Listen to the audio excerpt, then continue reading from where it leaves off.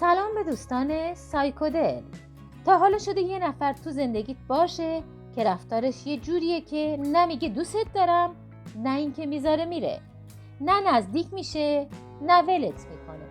گاهی حس میکنی همه چیز بینتون هست ولی یهو سرد میشه. خب دوست من، شاید اون داره امتحانت میکنه.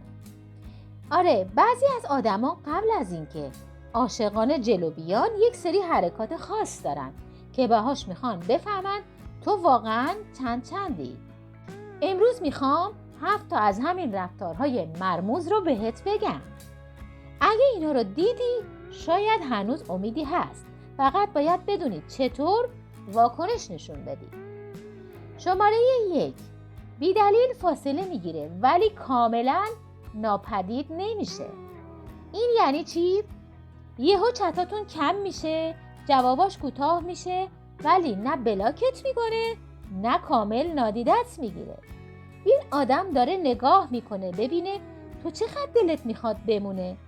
تو این لحظه نباید التماس کنی، باید آروم باشی ولی ناپدید هم نشی. داره تستت میکنه ببینه بیقرارش میشی یا نه. شماره 2، به ظاهر سرد و بی‌تفاوت رفتار میکنه ولی یهو یه کار عجیب میکنه.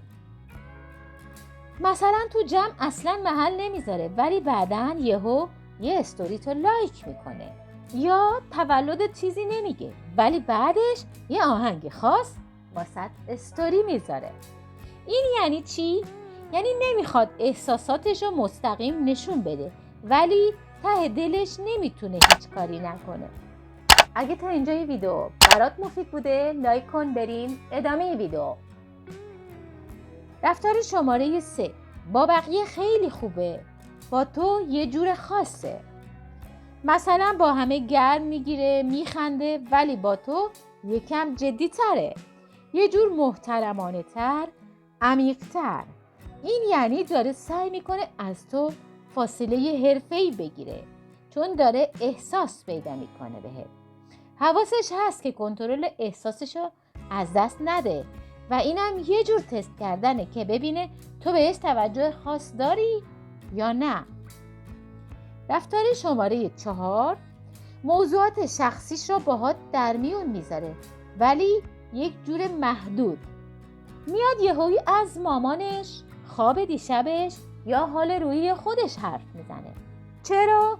چون میخواد ببینه تو شنونده خوبی هستی یا نه. میخواد بدونه تو فقط دنبال عشق و رابطه‌ای یا میتونه بهت تکیه کنه. رفتار شماره 5، بهت گیرای بی دلیل میده.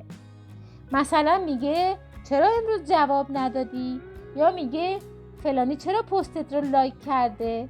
یکم حسودی یا یکم دعوای الکی. این نشونه ها یعنی داره درگیرت میشه ولی نمیخواد مستقیم بگه. پس به جای دعوا لبخند بزن و بذار بفهمه دیدیش، فهمیدیش، درکش کردی، ولی مثل بازیچه رفتار نکن. رفتار شماره 6، یهو ناپدید میشه ببینه دنبالش میری یا نه. یه روز هست یه روز نیست، چت نمیکنه، نمیپرسه، حتی سین هم نمیکنه ولی ته دلش منتظره ببینه تو چقدر دلتنگش میشی. اگه رفتی دنبالش و زیادی فشار آوردی ممکنه کلاً سرد بشه. اگه کامل بی تفاوت شدی ممکنه فکر کنه تو اصلا حسی بهش نداری. باید یه واکنش متعادل نشون بدی، نه زیادی نه صفر.